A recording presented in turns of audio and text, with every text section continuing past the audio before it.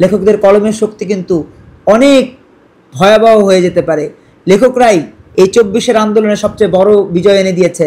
যেখানে সেখানে যাকে তাকে বলা হচ্ছে যে দোসর, যাকে তাকে বলা হচ্ছে যে দালাল, যাকে তাকে বলা হচ্ছে যে এই ভদ্রলোক বা এই গোষ্ঠী বা এই পরিবার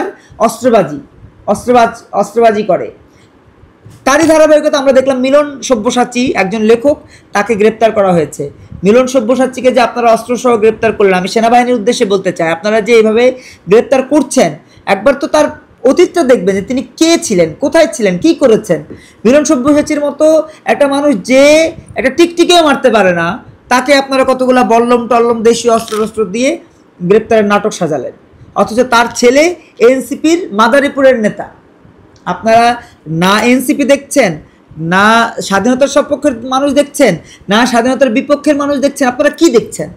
আপনারা কি শুধু ওই বাধ্যবাধকতা দেখছেন? কেউ আপনাকে প্রভাব তৈরি করে দিচ্ছে, কেউ কোনো প্রভাবশালী হয়তো বলে দিচ্ছে যে অমুককে ধরতে হবে, আপনারা ধরতে চলে গেলেন। এইভাবে কি আপনারা যে কোনো বিষয়ের জাস্টিফাই করতে পারেন? এই রাইটসকে আপনাকে আমার সংবিধান দেয়, এই রাইটসকে আমার দেশের মানুষ আপনাদেরকে দিয়েছে, তাহলে আপনারা কেন করছেন এগুলা? আপনারা কি ভুলে গেছেন এই সেনাবাহিনী আমার 71-এ, আমার 75-এ, আমার 80-তে, আমার 90-এ, আমার 24-এ কী ধরনের ভূমিকা রেখেছিল? সেই ভূমিকার কথা মনে রেখে অন্তত এই বিষয়গুলো থেকে এড়িয়ে যাবেন। দয়া করে এই মিলন সব্যসাচীর মতো একজন লেখককে, তার জামিন বাতিল করা হয়েছে, জামিন নামঞ্জুর করা হয়েছে, আমরা অনুরোধ জানাবো তার জামিন যেন হয়, এবং আগামীতে কোনো লেখক যেন আপনাদের এই বাক স্বাধীনতার 24-এর আন্দোলনের পরে গ্রেপ্তার না হন। আজকে একজন লেখক কখনো খুন করতে পারেন, এটা মনে রাখতে হবে। একজন লেখক কখনোই খুন করতে পারেন না, একজন লেখক কখনোই অস্ত্রবাজি করতে পারেন না, একজন লেখক কখনো চাঁদাবাজি করতে পারেন না। আমি নিজে যেহেতু একজন লেখক, আমি একজন লেখকের পক্ষে দাঁড়াবো, এটাই বাস্তবতা, এটাই সত্য কথা।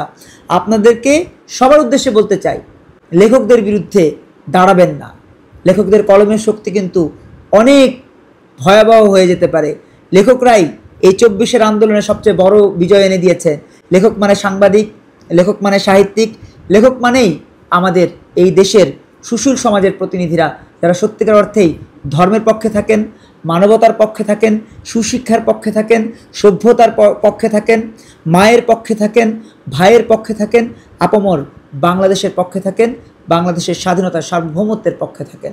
লেখক মানে সাংবাদিক, লেখক মানে সাহিত্যিক, লেখক মানেই আমাদের এই দেশের সুশীল সমাজের প্রতিনিধিরা, যারা সত্যিকার অর্থেই ধর্মের পক্ষে থাকেন, মানবতার পক্ষে থাকেন, সুশিক্ষার পক্ষে থাকেন, সভ্যতার পক্ষে থাকেন, মায়ের পক্ষে থাকেন, ভাইয়ের পক্ষে থাকেন, আপামর বাংলাদেশের পক্ষে থাকেন, বাংলাদেশের স্বাধীনতার সার্বভৌমত্বের পক্ষে থাকেন।